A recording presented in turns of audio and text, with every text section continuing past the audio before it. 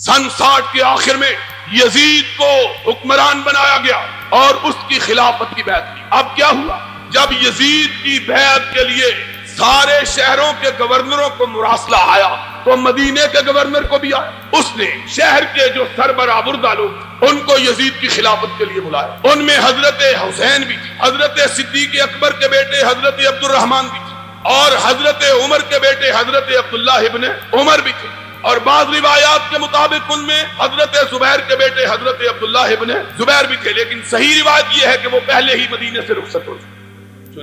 इनसे कहा गया कि यजीद की बैत करो। हजरत हुसैन ने इजाजत चाही, गवर्नर को कहा कि देखो अभी अभी हमें अमीर मुआविया की वफात की खबर हुई, यजीद के हुक्मरान बनने की इत्तला हुई है, अभी हमको गौर व फिक्र की इजाजत दो, हम सोच समझ के बतलाएं। उसने कहा नहीं, मैं मोहलत नहीं दे सकता। हजरत हुसैन ने कहा मुझे सुबह तक मोहलत चाहिए। उसने सुबह तक मोहलत दी। हजरत हुसैन रजी अल्लाह तआला अन्हु ने रात की तारीकी से फायदा उठाकर मदीने से कूच कर आप मक्का मुकरमा, उस जमाने में ऊंटों पे लोग सफर करते। हजरत हुसैन के मक्का मुकरमा में पहुंचने की खबर कूफा के लोगों को मिली। हजरत मुआविया की वफात के बाद यजीद के दौरे हुकूमत का जब आगाज हुआ, हजरत हुसैन झुककर मदीना तैयबा से निकलकर मक्का मुकरमा की तरफ आए। कूफा के लोगों को इल्म हुआ, वही कूफा के लोग जो हजरत अली के पार्टी के लोग थे। उन्होंने जनाब हुसैन की खिदमत में खत लिखे, हुसैन तुमने बहुत अच्छा किया, यजीद की बैत नहीं की, आओ हम तेरे बाप की पार्टी के लोग तुझको बुलाते हैं कि आओ हमारे पास आ जाओ, हम तुझको अपना हुक्मरान मान ले। खत पे खत आने लगे, हर रोज खत। एक दिन इतने खत आए कि शिया मुअर्रिख मुफीद ने लिखा है कि हजरत हुसैन की बोरी भर के इतने खत आए हर रोज कि आ जाइए हमारे पास आ जाइए, हम आपको अपना हुक्मरान मानने के लिए तैयार। आखिरकार 18,000 के करीब खत आए हजरत हुसैन। हजरत हुसैन ने सोचा कि ये लोग इतना मजबूर कर रहे हैं, चलना चाहिए। साथियों ने मशवरा दिया कि खुद न चलिए, पहले किसी को अपना नुमाइंदा बना के भेजिए कि हालात तो देखे, हालात क्या। हजरत हुसैन ने अपने ताया के बेटे हजरत अकील, जो हजरत अली के बड़े भाई थे 10 साल बड़े, उनके साहबजादे मुस्लिम इब्ने अकील को कूफा में कि जाओ जाके हालात का पता करो, हालात क्या। बात लंबी हो जाएगी। मुस्लिम इब्ने अकील भी नौजवान आदमी था, कूफा के लोगों के जज्बात देखे, उनके बहलावे में आ गए। हुसैन को खत लिखा, हुसैन इंतजार न करो, फसल पक के तैयार हो चुकी है, काटने वाले का इंतजार, जल्दी से आ जाओ। अब जरा जो बात बतलाना चाहता हूँ वो सुन लो। जब हजरत हुसैन ने कूच का ऐलान किया मक्का मुकरमा से, उस दिन जिलहिज्जा की 8वीं तारीख, जिलहिज्जा की कितनी तारीख थी? 8वीं तारीख। और कोई हाजी यहां मौजूद होगा, उसको पता है 8वीं जिलहिज को क्या होता है। 8वीं जिलहिज को यह होता है कि मक्के में जो हाजी गए होते हैं वो हज का एहराम बांधते हैं और मिना की तरफ एहराम बांध के निकलते हैं। हज के दिन का पहला दिन कौन सा होता है? 8 जिलहिज। 8 जिलहिज को जब लोग एहराम बांध के मिना की तरफ जा रहे थे, हजरत हुसैन ने अपने काफिले को लिया और कूफा की तरफ रोकी। लोगों ने पूछा, हुसैन लोग हज के लिए जा रहे हैं, तुम कहां जा रहे हो? फरमाया मुझको मेरे बाप के शिया ने बुलाया है, मैं कूफा में जा रहा हूं। हजरत अब्दुल्लाह इब्ने अब्बास जो हजरत हुसैन के चचा थे, हजरत अली के चचा के बेटे, उनको पता चला हजरत अब्दुल्लाह इब्ने अब्बास, इनको 3 मुकाम हासिल हैं। एक ये कि हुसैन के चचा, दूसरा ये कि ये वो शख्सियत गिरामी है जिनका नाम लेके नबी ने इनके लिए दुआ की है, अल्लाहुम्मा अल्लिमहुल कुरान व फक्किहु फिद्दीन, अल्लाह अब्दुल्लाह इब्ने अब्बास को दीन की समझ अता फरमा। तीसरा ये हजरत अली की फौजों के कमांडर इन चीफ रहे। 3 हैसियतें। अब्दुल्लाह इब्ने अब्बास को पता चला, भागे हुए आए, हुसैन की ऊंटनी की महार थाम ली। फरमाया हुसैन कहां जा रहे हो? कहा कूफे के शियों ने बुलाया है। फरमाया जिन शियों ने तेरे बाप से वफा नहीं की, तुझसे वफा कैसे करेंगे? न जाओ, हुसैन जाना है तो किसी और जगह जाओ। अब हुसैन दाना और बीना आदमी, 59 साल के पुख्ता उम्र के इंसान, गर्मो सर्द जशीला, अब्दुल्लाह इब्ने अब्बास को कहते हैं चचा मेरे रास्ते से हट जाओ, मैंने जो फैसला कर लिया है उससे पलटने के लिए तैयार नहीं। हजरत इब्ने अब्बास ने कहा, हुसैन अगर मुझे मालूम हो कि मैं तेरे ऊंट के रास्ते में लेट जाऊंगा तो रुक जाएगा, तो मैं लेटने के लिए तैयार हूं, मत जाओ। हुसैन ने कहा चचा अब आगे उठे हुए कदम पीछे नहीं हट सकते। अब्दुल्लाह इब्ने अब्बास ने तारीखी अल्फाज कहे, फरमाया अगर तू नहीं रुकता तो मेरी पशीन गोई सुन ले, मैं तेरी दाढ़ी के बालों को खून में रंगा हुआ देख रहा हूं। जिन्होंने तेरे बड़े भाई और तेरे बाप से वफा नहीं की वो तुझसे भी वफा नहीं करे। हुसैन इसके बावजूद चल ली। اب ادھر ماجرا دیکھیے کہ مسلم ابن عقیل کے ہاتھ پر 32,000 سے زیادہ لوگوں نے موت کی بیعت کی۔ یزید کو پتا چلا کوفے کے صوبے کے حالات خراب ہیں، اس نے پہلے گورنر کو تبدیل کر کے عبید اللہ ابن زیاد کو گورنر بنا کے بھیجا۔ صرف 18 آدمی اس کے ساتھ بھیجے۔ کتنے آدمی؟ عبداللہ ابن عبید اللہ ابن زیاد این اس زمانے میں جبکہ کوفہ کی ہر گلی، ہر بازار اور ہر گھر میں حسین کے نعرے لگ رہے تھے، ان دنوں میں صرف 18 سپاہیوں کے ساتھ عبید اللہ ابن زیاد نے کوفے میں قدم رکھا۔ اس زمانے میں عربوں کا دستور یہ تھا کہ پرانے پنجابیوں کی طرح سفر کرتے ہوئے اپنے چہرے پہ ٹھاٹھا باندھ کے رکھتے، جس طرح ہمارے دیہاتوں میں دیہاتی لوگ سفر کرتے ہوئے اپنی پگڑی کا پلو اپنے منہ پہ باندھ لیتے ہیں، اسی طرح عربوں کا دستور تھا کہ چہرے پہ گرد و غبار نہ پڑے۔ عبید اللہ ابن زیاد اپنے چہرے پہ ٹھاٹھا باندھے کوفے کے بازاروں میں داخل ہوا۔ لوگوں کو حسین کا انتظار تھا، انہوں نے سمجھا حسین آ گیا ہے، سارا کوفہ نکل کے باہر آ گیا۔ جہاں سے گزرتے لوگ کہتے السلام علیکم یا ابن رسول اللہ، رسول کے بیٹے تجھ کو سلام ہو۔ انہوں نے سمجھا حسین آیا۔ جب تک عبید اللہ ابن زیاد اپنے گورنر ہاؤس میں پہنچے 32,000 کے قریب کوفی جمع ہو چکے تھے۔ حضرت مسلم ابن عقیل کو پتا چلا، وہ بھی بھاگے ہوئے آئے کہ حسین آ گیا۔ ان کو تو پتا نہیں کون آیا۔ گورنر ہاؤس کے پاس جا کر مسلم ابن عقیل پاس، ان کے ساتھی پاس، عبید اللہ ابن زیاد نے اپنے چہرے سے اپنے کپڑے کا پلو ہٹایا۔ لوگوں نے دیکھا کہ حسین کی جگہ عبید اللہ ابن زیاد آ گیا ہے۔ اب عبید اللہ ابن زیاد نے گھور کے دیکھا 32,000 شیعہ، صرف 18 سپاہی تھا، اور پلٹ کے کہنے لگا کہ جان عزیز ہو ابھی پلٹ جائے، وگرنہ کبریائی کی قسم میں تمہاری بیویوں کو بیوہ اور تمہارے بچوں کو یتیم کر دوں گا، پلٹ جاؤ۔ اب ذرا سوچنے کی بات ہے، 18 سپاہی، اور وہ زمانہ نہیں تھا کہ پولیس والوں کے پاس جیپیں، بندوقیں اور سٹین گنیں اور آنسو گیس کے آلات اور لوگ بیچارے نہتے، بلکہ وہ زمانہ وہ تھا کہ پولیس والوں کے پاس بھی تلواریں اور عام لوگوں کے پاس بھی، دونوں کے پاس تلواریں۔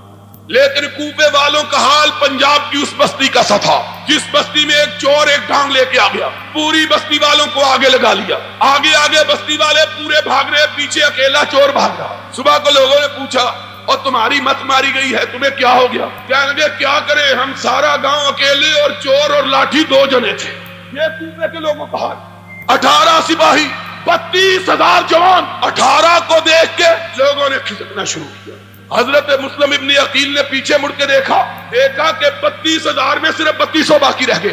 کہا پکڑ لو اس گورنر کو، اس کی بوٹیاں اڑا دو، پکڑ لو۔ عبید اللہ ابن زیاد نے کہا کسی کی ماں نے بچہ جنا ہو تو آگے بڑھ کے تو دکھائے۔ یہ کہنے کی دیر تھی کہ عبید اللہ ابن زیاد نے یہ لفظ نکالے، مسلم ابن عقیل نے دیکھا کہ صرف 32 آدمی ساتھ رہ گئے۔ اب ذرا اور آگے بڑھے، جاؤ الارشاد شیخ مفید کی، اعلام الورا تبرسی کی، الفصول المہمہ ابن سباق کی، کشف الغمہ اربلی کی، تمہاری کتابیں اٹھاؤ۔ کوئی مقابلہ، کوئی لڑائی نہیں ہوئی۔ تھوڑی دیر گزری، مسلم ابن عقیل نے دیکھا کہ تنہا تنہا کوفہ کے بازاروں میں کھڑا ہے، کوئی ساتھ باقی نہیں بچا۔ پردے، اجنبی، تنہا، غریب الوطن، کوفے کے راستوں کو بھی نہیں جانا، پتہ ہی نہیں راستے کیا۔ اب بھاگا۔ اس کی تو بالکل یہی مثال ہے کہ میرے جیسا آدمی شاد باغ میں آئے، تم سارے بھاگ جاؤ تو میں کہاں جاؤں گا، مجھے تو راستہ بھی نہیں آتا شاد باغ، کہاں جاؤں؟ مسلم ابن عقیل کے جائے تو جائے کہاں؟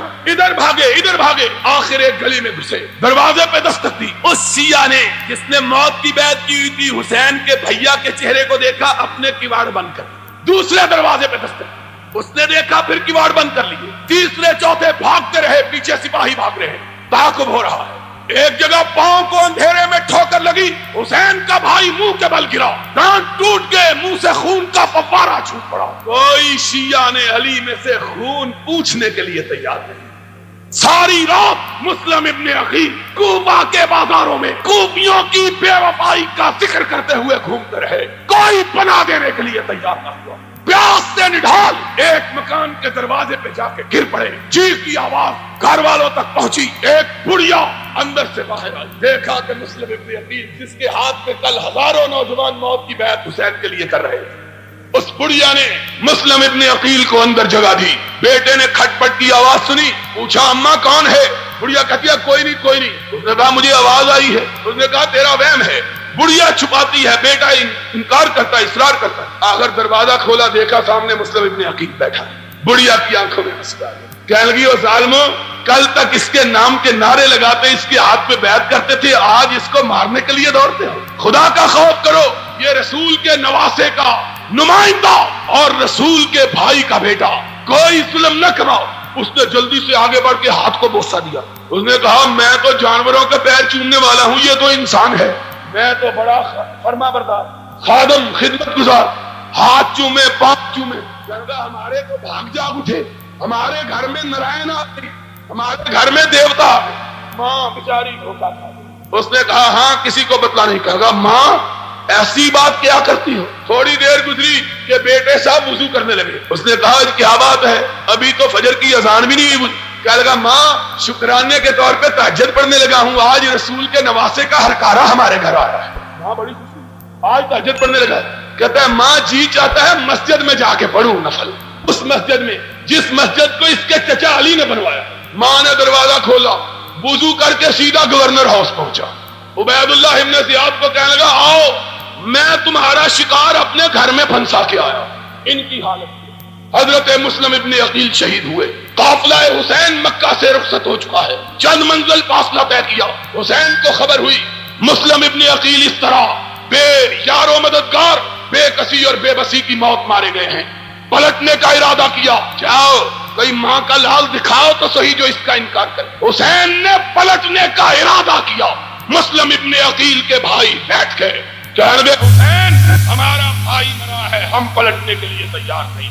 حسین نے دیکھا یہ پلٹنے پر آمادہ نہیں، فرمایا اگر تم پلٹنے پر تیار نہیں تو میں بھی نہیں پلٹتا۔